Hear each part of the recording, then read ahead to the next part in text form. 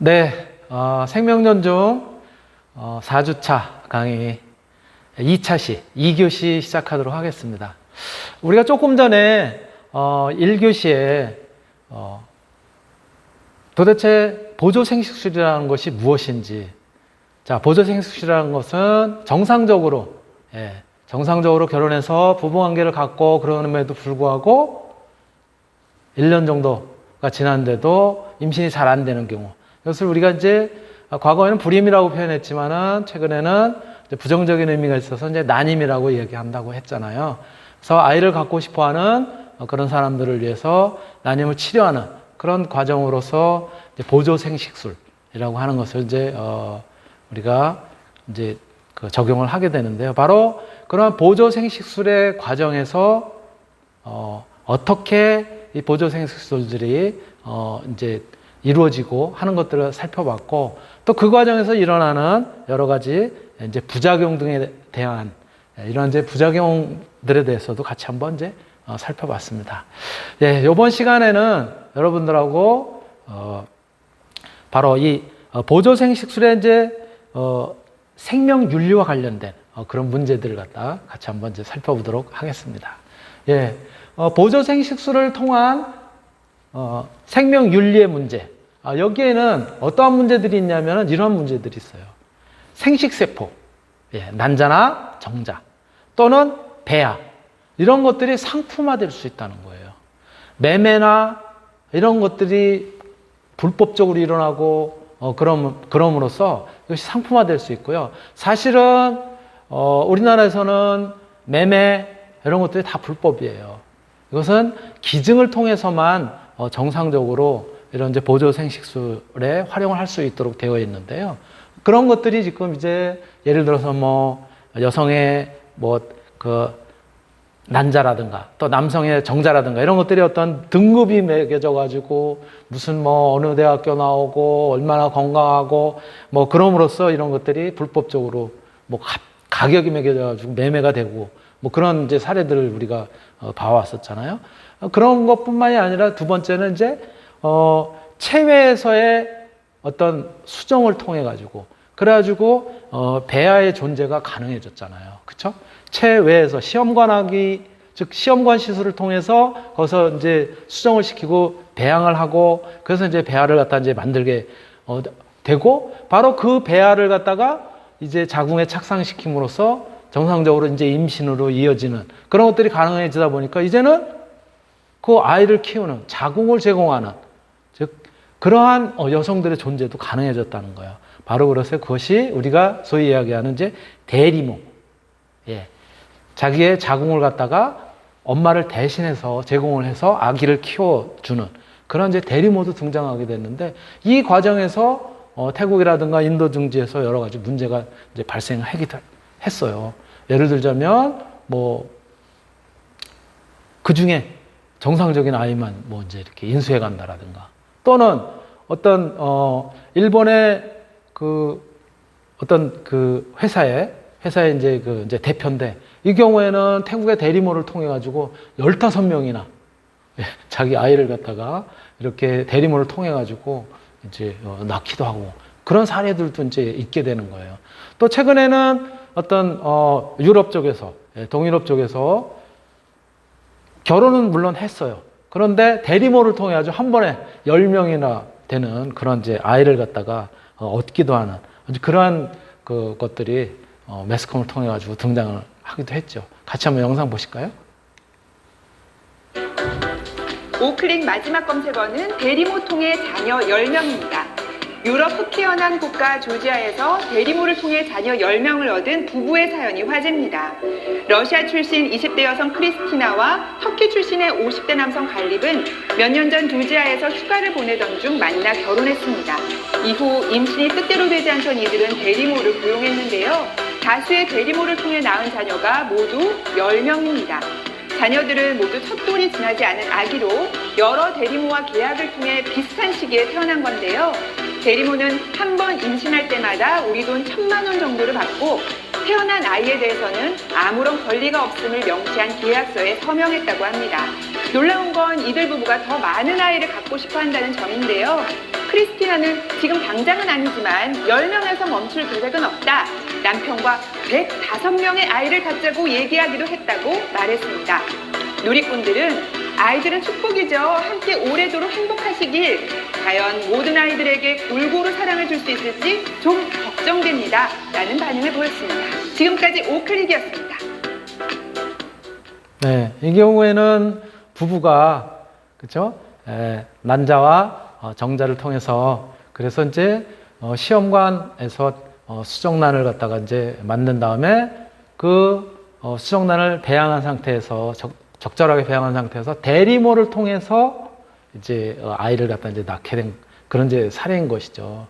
그런데 여러분들 이 대리모를 통해서 아이를 낳게 된 사례는 여러분들이 잘 아는 유명한 축구 선수 호날두의 경우에도 대리모를 통해서 아이를 낳은 그런 사실이 알려져 있어요. 같이 한번 영상 보실게요. 축구 선수 호날두의 얘기를 좀 해보고 싶은데요. 대리모를 통해서 아이를 여러 번 얻었습니다. 호날두는 이 대리모를 통해서 아이를 얻은 이유가 뭐라고 하던가요? 글쎄 본인이 직접적으로 밝히진 않고 있고 아이가 지금 넷입니다. 네. 근데 그 중에서 뭐 첫째 쌍둥이 같은 경우를 지난 6월에 대리모를 통해서 낳았다고 하죠.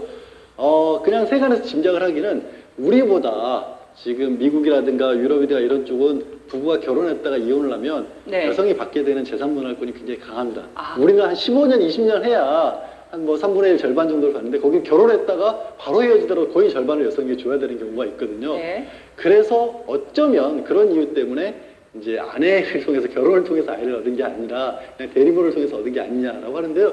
또 최근에는 여자친구의 아이도 낳았다고 합니다. 예. 아이가 넷이나 된다고 하는데 여전히 미혼이고요. 여자친구의 아이는 또 자연분만했잖아요. 네. 네, 그렇습니다. 그래서 호날두가 그런데 그렇다고 해서 대리모를 낳았다고 해서 나쁜 아빠냐? 아빠로서는 최고의 모습을 보여주고 있다라고 하거든요. 예. 그렇기 때문에 한간에는 이제 돈 때문이냐라는 얘기도 있지만 또 사실은 뭐 공개할 수 없는 어떤 여성과의 사이에서 아이를 낳고 사실은 이제 공개하지 않은 것이 아니냐라는 얘기도 있었고요. 네. 또 하나는 우리 주변에도 보면 나는 결혼을 하고 싶지 않아. 하지만 아이는 갖고 싶어. 이런 그렇죠. 나름대로의 철학이 있는 사람들이 있잖아요. 그러니까 호날두도 결혼이라는 구조 안에 들어가고 싶지는 않지만 아이의 아빠는 되고 싶다라는 마음을 가졌을 수 있는데 어쨌든 참 이해하기 좀 어려운 행동을 계속 이어온 것은 사실입니다.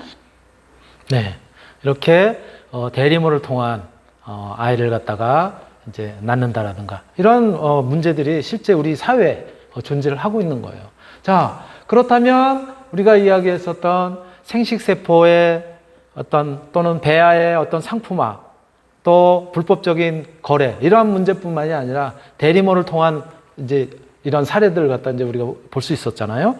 그런데 자기가 낳은 자기의 그런 어떤 수정란을 통해 가지고 낳았음에도 불구하고 인수하지 않는 그러한 문제가 이제 있는 것뿐만이 아니라 대리모를 통해서 이제는 다양한 그런 이제 가족 관계가 출현할 수도 있다는 거예요. 새로운 관계가 출현할 수도 있다는 거예요. 이제는. 자, 우리나라에서는 사실 이렇습니다. 아이를 낳은 엄마가 진짜 엄마로 인정이 되고 있어요. 법적으로는.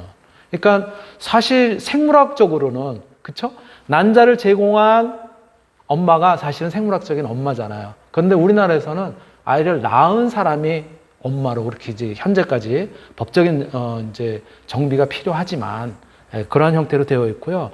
또 최근에는 동성애자들이 자녀 양육 수단으로 대리모를 통해서 이제 아이를 갖다 얻거나 또는 미혼남, 미혼녀뿐만이 아니라 요즘은 이제 결혼하지 않겠다라고 이렇게 이제 선언한 사람들도 있잖아요. 그래서 비혼인 경우에도 아이를 갖고 싶어 하는 조금 전에 이제 호날두처럼 이제 그런 경우도 있고 또 결혼하지 않고도 아이를 갖고 싶어 하는 뭐 사유리의 사례가 이제 그런 사례잖아요. 조금 뒤에 또 영상도 보시겠지만은 그렇게 이제 자녀 출산을 하는 경우도 있는데요.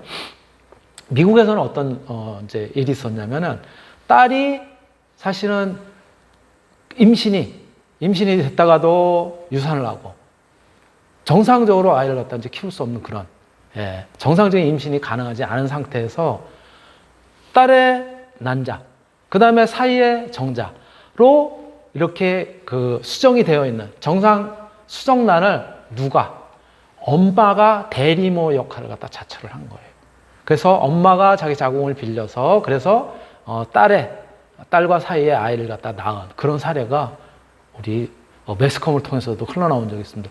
자, 그렇다면 이 관계는 도대체 우리가 어떻게 그 해석을 해야 되는 거야? 제가 조금 전에 이야기한 것처럼 아이를 낳은 사람이 엄마라고 우리나라에서는 법적으로 그렇게 되어 있는데 정비될 그런 이제 부분이 있긴 하지만 같이 한번 영상을 보실까요? 미국에서는 임신이 어려운 딸을 위해서 50대 여성이 대리모가 돼 손녀를 낳았습니다. 딸을 낳아주고 또 그 딸을 위해 다시 한번 출산의 고통을 대신해준 훈훈한 모정에 미국인들이 감동받고 있습니다. 이상엽 기자가 취재했습니다. 지난 6일 미국 텍사스의 한 산부인과 분만실입니다. 몸무게 3.05kg의 건강한 딸아이가 태어납니다. 아기는 산모 대신 옆에서 기다리던 한 여성의 품에 안깁니다.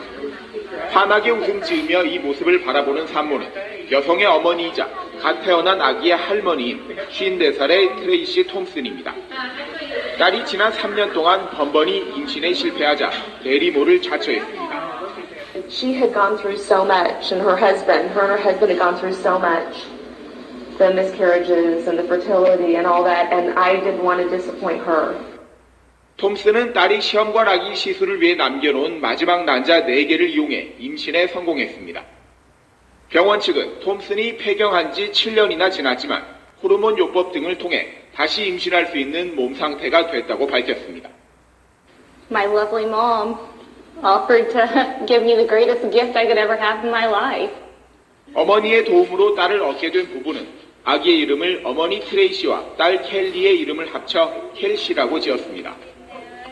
54세의 나이에 제왕절개까지 감수하며 딸에게 큰 선물을 준 모정에 대해 미국 전역에서 찬사가 쏟아지고 있습니다. SBS 이상엽입니다. 자, 우리가 이런 관계를 뭐라고 해야 될까요?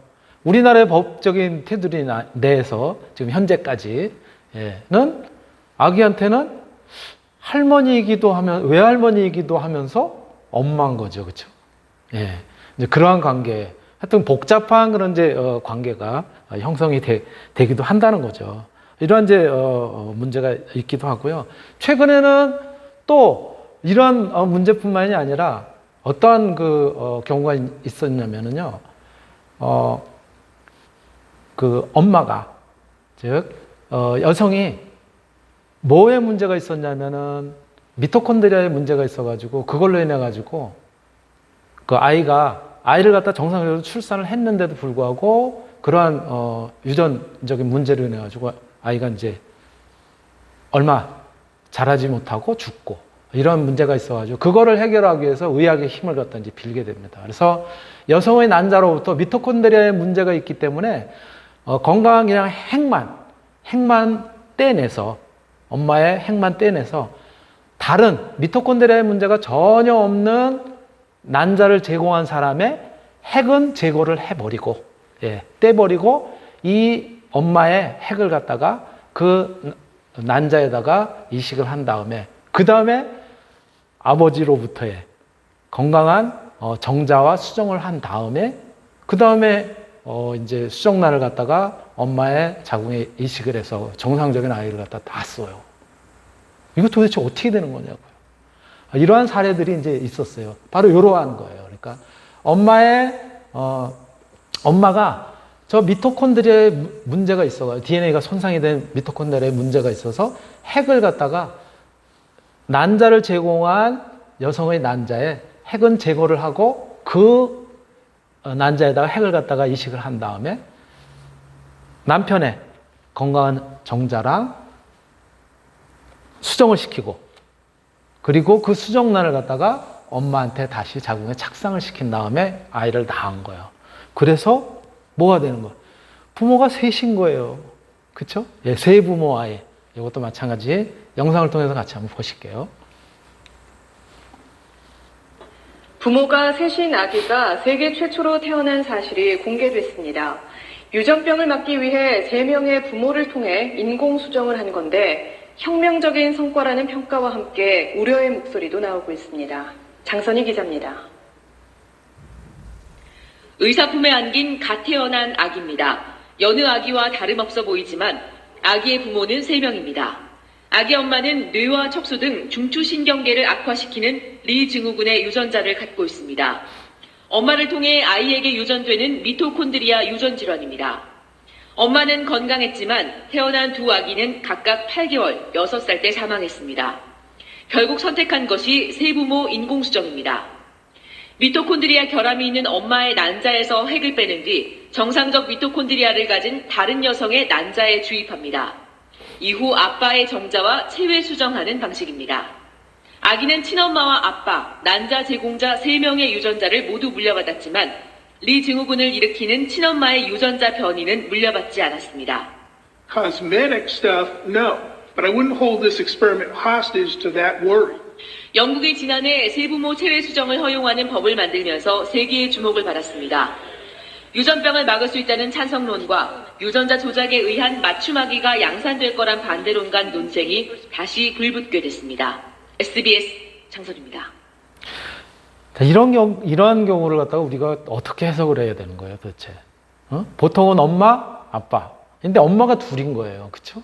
예, 둘 다 어떤 그 유전적인 것들을 갖다가 물려받은 것이죠, 그렇죠? 엄마의 그리고 아빠의 유전적인 것들. 그러니까 세부모 아이인 것이죠. 이런 복잡한 관계들도 지금 윤리적으로 등장을 하고 있다라고 하는 얘기를 말씀을 드리고요. 그 다음에 또 하나는 뭐냐면 이제는 아까 말씀드렸던 것처럼 대리모를 통해서도 태어나고 또 정자를 기증받아서도 태어나고 또는 난자를 기증받아서 태어나고 뭐 이런 여러 가지 복잡한 그런 이제 관계가 형성이 되다 보니까는 이제 우리가 어떤 그 정상적인 가족 관계 이런 것들이 굉장히 모호해지게 되는 거죠. 여러분들 잘 아시는 것처럼 제가 조금 전에도 이야기를 했지만 최근에는 우리 방송에서 많이 활동하고 있는 사유리라고 하는 연예인이 그렇죠? 비혼을 갖다가 이제 한 상태에서 아이를 갖다 낳았었잖아요. 정자를 기증받아가지고. 이러한 관계인 경우도 이게 아빠가 있기는 있지만 정상적인 그런 어떤 가족으로서의 아빠도 아니고, 그렇죠? 예, 그러한 상황도 우리가 찾아볼 수 있다는 거죠. 그러니까 가족 해체, 또 생물학적인 부모, 법적 부모 이런 것들의 모호한 문제 이런 여러 가지들도 일어날 수 있기 때문에 그에 따른 아동의 복지 문제 이런 것도 생각해 볼 수 있다. 영상 같이 한번 보실까요? KBS 미녀들의 수다 등으로 우리에게 친숙한 일본 출신 방송인이죠. 사유리 씨가 이달 초에 건강한 아들을 출산했습니다. 미혼으로 알려진 사유리 씨는 실제 결혼하지 않고 정자은행을 통해 임신을 하고 일본에서 아이를 낳았습니다. 이 한국 사회의 통념으론 익숙하지 않은 방법으로 엄마가 된 겁니다. 이렇게 결혼 안 한 비혼 여성의 출산에 대해 얘기해 보려고 합니다. 지난해 우리나라의 합계 출산율은 0.92명으로 OECD 회원국 가운데 꼴찌를 기록했는데 정작 비혼 여성이 아이를 낳으려면 장벽이 너무 많은 게 현실입니다. 먼저 엄마가 된 사유리 씨의 이야기를 신지수 기자가 들어봤습니다. 사유리 씨는 평소에도 아이를 갖고 싶다고 솔직하게 고백해왔습니다. 아기를 갖고 싶어서 요즘 엄청 노력 많이 해요. 나는 지금 8개 올리고 올해 나이 41살. 우연히 찾은 산부인과에서 아이를 갖기 힘들다는 말을 듣고 절방했다고 합니다. 남성 기능이 48이다. 그래서 자연 임신도 어렵고 지금 당장 시험관 하더라도 성공률이 높지 않다. 그때 진짜 눈앞에 무너지는 것 같이 느꼈었지. 임신을 포기할 수 없었던 사유리 씨. 결국 정자은행에서 정자를 기증받아 임신한 뒤 일본에서 출산했습니다. 아무리 생각해도 사랑하지 않는 사람을 급하게 찾아서 결혼하는 거는 저는 어려워. 일단 한국에서는 모든 게 불법이에요. 결혼하는 사람이만 시험관이 가능해요. 엄마가 된 지금 사유리 씨는 비로소 행복하다고 말합니다. 아침에 일어나면 애가 옆에 없을까봐 불안해요. 행복해서 이게 꿈이었으면 어떨까나 생각해서 자는 게 무서워요. 자발적 비혼모가 된 과정을 알리기로 결심한 건 아이에게 당당한 엄마가 되고 싶어서였습니다. 어떤 사람이 기증 받았다고 말하지 마. 사람들이 차별할 거야. 거짓말 하지 말라고 가르치고 싶은데 내가 거짓말하고 있는 그 엄마가 되고 싶지 않아요. 그러면서 결혼하지 않은 여성이 아이를 낳을 수 있는 권리도 인정해야 한다고 말합니다. 요즘 나한테 인정하라 이런 거 있었잖아요. 근데 그거를 거꾸로 생각하면 아기를 낳는 거를 인정해라 이렇게 하고 싶어요. 낳아라만 아니라 아기를 낳는 거도 인정했으면 좋겠어요. KBS 뉴스 신지수입니다. 네, 우리가 사유리의 사례를 갖다 통해서 자발적으로 비혼모라는 이러한 상태에서도 아이를 이제 낳게 되는 그러한 이제 그 경우를 살펴봤는데요. 또 조금 전에 보신 것처럼 이제 대리모를 통해서도 그렇죠? 정상적으로 임신하기 어려운 난임 부부들이 이제 부인의 난자와 자기의 이제 정자 들어갔다가 시험관 아기를 통해서 시험관 시술을 통해 가지고 그래서 수정을 하고 배양을 한 다음에 자궁은 빌려서 하게 되는, 우리나라에서는 현재로서는 이제 불법으로 되어 있는데요. 대리모를 통해 가지고 이제 아기를 낳게 되는 그런 과정에서의 문제들, 이런 것들이 불법적으로 이루어지고 그러다 보니까는 커다란 그런 이제 문제가 될 수 있는데 같이 보실게요. 네, 우리 사회에서 대리모라는 단어는 입 밖에 꺼내기조차 힘든 말이죠. 대리모 시술이 법적으로 금지되어 있는 건 아니지만 그렇다고 상업적 거래가 허용돼 있는 것도 아닙니다. 그렇다 보니까 인터넷에서 대리모가 은밀하게 거래가 되고 있고 또 시술을 위해서 해외로까지 나가고 있다는데요. 그 실태를 영상으로 확인해 보시죠. 난임 부부들에게 희망의 땅으로 급부상한 우크라이나. 10년 동안 1000건 넘게 대리모를 중개했다는 업체를 찾았습니다. И мы предлагаем такие услуги для граждан многих стран, в частности и из стран Азии. 면접에 응한 대리모들. 이미 2차례 한국인 아이를 낳아줬다는 대리모는 경력을 인정받아 돈을 더 받습니다. Перший раз я стала сурогатною матір'ю в 2016 році. В 2017 році народила хлопчика. В 2018 році стала повторно і в 2019 народила дівчинку. родителям з якої там Кореї. 성별을 선택하는 한국인도 있습니다. Дуже сильно хотіли хлопчика, йому зробили генетичну експертизу і вибрали ембріон на хлопчик. Це буде хлопчик. 의뢰자인 난임 부부가 내는 돈은 1억 원이나 되지만 태국과 인도에서 대리모 시술이 금지되면서 4, 5년 전부터 우크라이나로 몰리고 있는 겁니다. 해외에서 대리모를 모집해 한국으로 데려오기도 합니다. 필리핀의 한 호텔에서 진행 중인 면접. When you come Korea, who can care of your baby? Your mom. What is your job? Sewer. 선택된 대리모는 한국으로 들어와 아이를 낳아서 의뢰자 난임 부부에게 건넵니다. 아이를 직접 낳은 것도 아닌데 어떻게 호적에 올릴 수 있을까? 출산 사실을 증명할 사람과 유전자 검사만 있으면 문제가 없기 때문입니다. 유전자 검사를 하고요. 이제 인원 보증도 있어요. 시장 어머니. 글로벌 비즈니스를 할 정도로 커지고 있는 대리모 시장. 하지만 생명윤리와 대리모 인권, 태어난 아기의 친권 문제 등은 거의 고려되지 않고 있습니다. 네, 이렇게 불법적인 대리모, 거래 이런 것들이 또 이제 우리 사회에 하나의 어떤 그 문제로 등장을 하고 있죠. 그럼에도 불구하고 우리 사회의 또 현상은 또 어때요? 자꾸 갈수록 인구가 이제 줄어들고 있다고 얘기하잖아요. 그렇죠?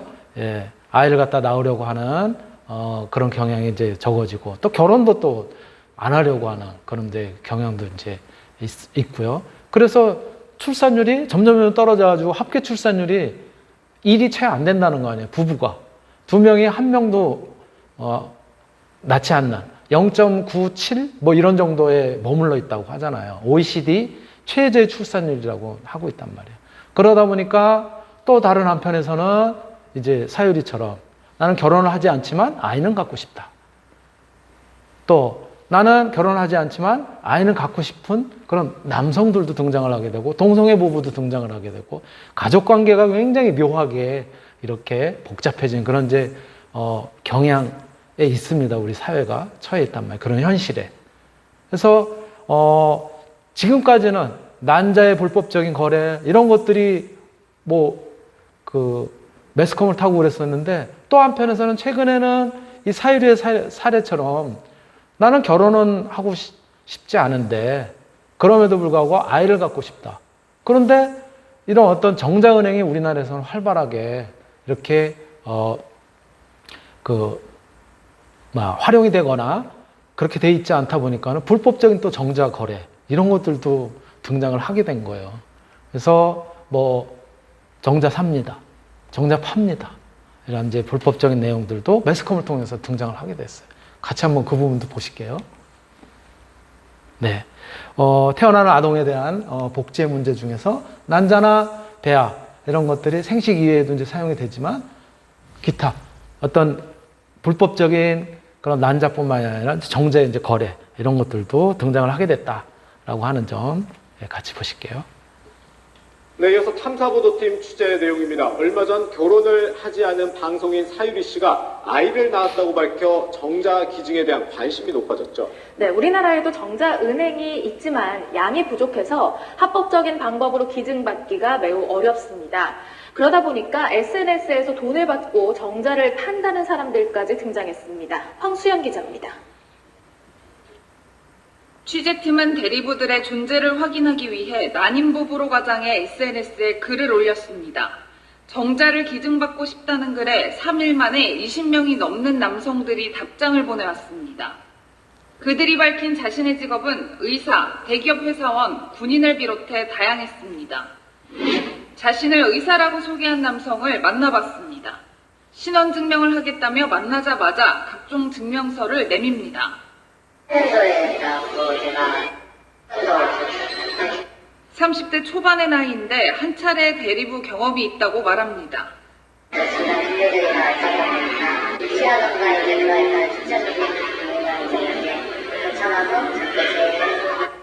그가 대가로 원한 것은 돈이었습니다. 그 전에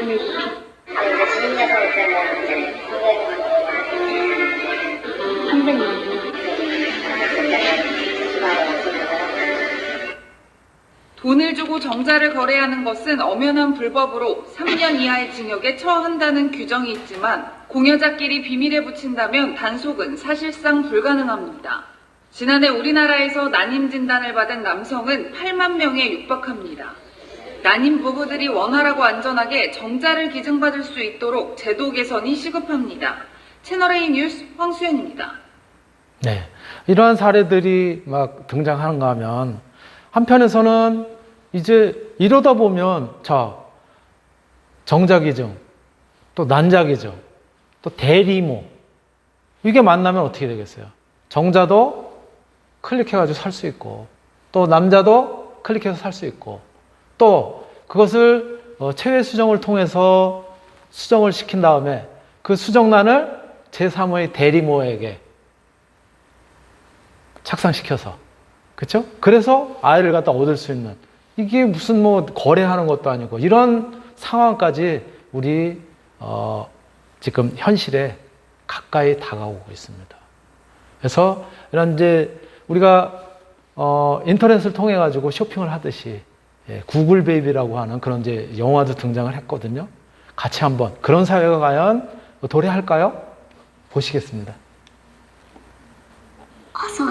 세상은 처음이지? 아이를 갖기 위해 가장 필요한 것 무엇일까요? 누군가는 신용카드 한 장과 인터넷 클릭 몇 번이면 충분하다고 합니다. 고객이 유전자를 선택하고 돈을 내면 온라인으로 구입한 정자와 난자는 수정돼 인도 대리모의 자궁에 착상됩니다. 필요한 것은 신용카드뿐입니다. 2009년 개봉한 다큐멘터리 구글 베이비의 내용인데요. 마치 디스토피아 영화 같지만 오늘날 현재 진행형인 이야기입니다. 작품의 제목이자 논란이 되고 있는 구글 베이비란 3대륙에 걸친 아기 생산 방식을 뜻합니다. 쉽게 말해 대리모를 통해 태어난 아이를 일컫는 말인데요. 주문자가 구글과 같은 온라인을 통해 의뢰를 하면 자신이 고른 정자와 난자를 보유한 나라에서 해외 수정을 한 뒤 이 수정란이 개도국 여성에게 전달돼 착상되는 거죠. 그리고 10개월을 기다리면 원하는 머리카락 색과 피부색을 가진 아이를 받아볼 수 있어요. 한 생명이 탄생하는 건데 이 과정이 마치 인터넷 쇼핑과 다르겠죠. 그런데 왜 개도국 여성일까요? 미국인 대리모를 고용하는 데는 아파트 한 채 값을 지불해야 한다면 개도국 대리모는 그 절반 이하의 값을 가능하기 때문입니다. 아이가 절실한 사람에게는 대리모가 마지막 방법일 수도 있어요. 실제로 일부 대리모들은 자신이 다른 여성을 돕는다고 표현합니다. 비용도 지불하는 데다가 당사자들이 서로 합의했는데 뭐가 문제냐는 사람들도 있지만 반대하는 이들은 장기 매매가 불법인 것처럼 장기 임대도 불법이라고 말합니다. 말 그대로 자궁을 임대하는 것이니까요. 연간 5천억 규모의 대리모 시장을 자랑하던 인도는 지난해 12월 상업적 대리모를 금지하는 법을 통과시켰습니다. 대리모가 아이를 낳는 도중 숨져도 병원이나 의료 부부가 보상하지 않거나 계약과 달리 대리모가 출산한 아이를 입양하지 않는 상황이 생기기 때문이죠. 대리 출산을 위해 여성을 임신 매매하는 범죄 예방 목적도 있고요. 하지만 대리모를 불법으로 규정한 나라에서도 암묵적인 시장은 형성되고 있어요. 대표적으로 네팔에 있습니다. 그런데 네팔에서는 대리모 출산으로 적발된 신생아들을 고아원에 위탁합니다. 어른들의 베이비 비즈니스에 죄 없는 아이들만 고통받는 거죠. 대리모가 불법인 우리나라에서도 지난해 대리모를 통해 출산한 아이를 친자로 허용해달라는 소송이 있었습니다. 하지만 법원은 모자 관계를 결정하는 기준은 출산이며 대리모 제도는 여성을 출산에만 이용하는 존재를 전락시킬 수 있다는 판결을 내렸어요. 마이클 샌델은 저서 정의는 무엇인가를 통해 질문합니다. 대리모 이슈를 빗대 돈으로 살 수 있는 것과 살 수 없는 것을 묻는데요. 이제 우리는 돈으로 살 수 있다고 해도 사지 말아야 할 것을 규정해야 하는 기로에 서 있습니다. 네. 우리나라에서 바로 이런 그 사회적인 문제로 출산율 저하 이런 것들이 굉장히 큰 문제가 되고 있잖아요. 그런 차원에서 어떤 난임 부부를 위해서 보조생식술이라고 하는 것은 꼭 필요하다라고 하는 그런 찬성적인 입장을 갖다 보이는 측면이 있는가 하면 무슨 얘기냐. 이게 자연적으로 우리가 임신을 하고 그런 것이 자연의 섭리인데 그걸 갖다가 인위적으로 하는 거 이거 좀 곤란하지 않느냐라고 하는 그런 측면의 주장도 있습니다. 자, 우리가 오늘은 보조 생식술에 대해서 같이 한번 이제 살펴보고 있는데요. 자, 그렇다면 여러분들은 어떻게 생각하는지 모르겠어요. 이 생식 보조술에 대한 찬반의 논거는 그래서 찬성을 주장하는 측면은 이렇습니다. 난임 부부의 고통을 덜어주고 행복을 증진시킨다는 차원에서 꼭 필요하다. 또 한 측면에서는 출산율을 높여서 사회를 갖다 존속시키는데 기여하는 그런 긍정적인 효과가 있는 거 아니냐. 또 공리주의적인 관점, 즉 난임 부부의 고통을 덜어주고 또 출산율을 높여서 사회적인 문제를 갖다 해결하는 이러한 공리주의적인 관점에서 널리 시행하고 있고 실질적으로 지금 진행이 되고 있는 거 아니냐라고 하는 측면에서 찬성을 하는 그런 주장들이 있고요. 또 반대적인 측면에서는 아까 말씀드렸던 것처럼 생명의 탄생 과정에서 인위적으로 개입해서는 곤란하다.